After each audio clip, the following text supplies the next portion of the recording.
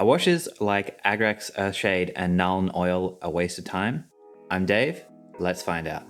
Spoiler alert, the answer is sometimes. I asked myself this question because I started painting this guy, this elf centaur dude. I saw his voluptuous behind and I knew I was in trouble.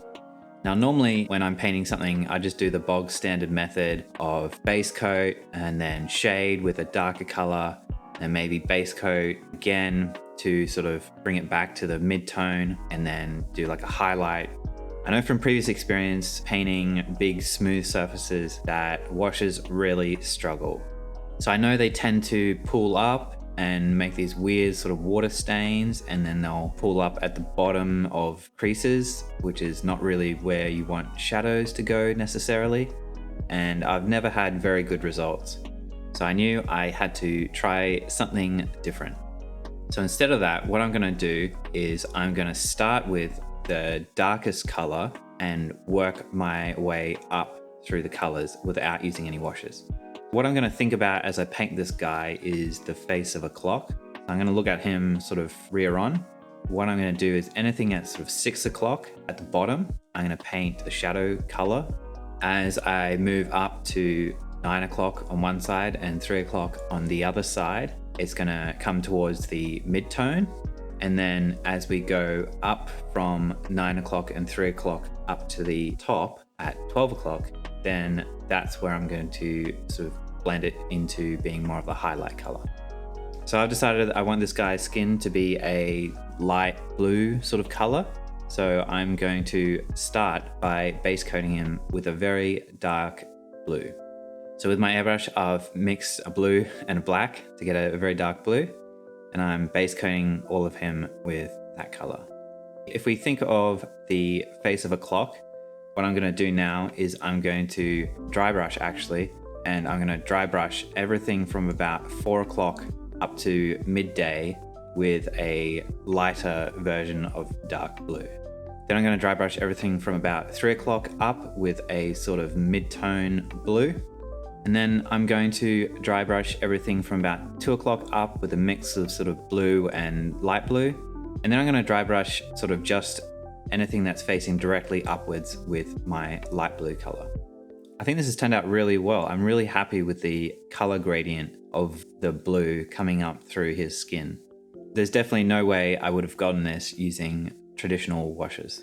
With his skin, the washes would have pulled at the top, so we would have a dark shadow on the top of him and not at the bottoms. I'm really happy with how this has gone so far. Now I've decided what I'm going to do with this guy is I'm actually going to try and do the same technique but with all of the rest of him. So first I'm going to base coat with some darker colors, and then I'm going to work my way up using dry brushing. So for the rest of the mini, I'm not going to do so many steps to bring the color from the darkest tone up to the lightest tone. I'm just going to do like 2 steps. So I'm going to take my sort of the color that I want each section to be, and I'm gonna base coat the mini with a slightly darker version of that, and then I'm gonna dry brush with a slightly lighter version of that. So it will just be a sort of 2-step process instead of like a 5-step process that I use for the skin. Here we are with the mini painted up with basically the same technique for all of the rest of it, and overall I'm really happy with how he turned out. I think the standout feature on him is the skin, because I put so much effort into it. And I think there's like a lot of depth of color and contrast there, going from like the really dark colors up to the really bright blues. So I'm really happy with how the skin turned out. The rest of the colors, I'm pretty happy with how they are, but I definitely can see that I could work them a bit more to make them even better. The other thing I'd like to point out is I actually really like the sort of texture and scratchiness that the dry brushing gave to the skin. I know it's not smooth at all, but I actually like that. I think it's sort of a different sort of look, and I'm really digging it. For how simple this technique is of just, starting at your dark colors and dry brushing up through to your highlights, I think they've come out really well. And, I didn't think this was hard to do at all. I thought this was pretty simple. For my next minis, I might think about maybe doing a 3-step process, like so starting with like a shadow color, my mid-tone, and then my highlight. I think 2 colors is maybe too much of a color differential and it doesn't look so natural. And if I really want to crank it up, I could sort of do 4 or 5 steps of bringing the color up.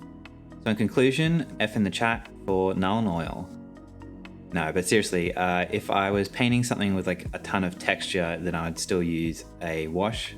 But for anything with big smooth surfaces like this guy, I'll probably stick to base coating with an airbrush, using the dry brush to bring up through layers of highlights. I won't worry about using a wash for him. Hope you liked this video. If you did, please give it a thumbs up and subscribe to the channel to get more awesome videos like this. Cheers.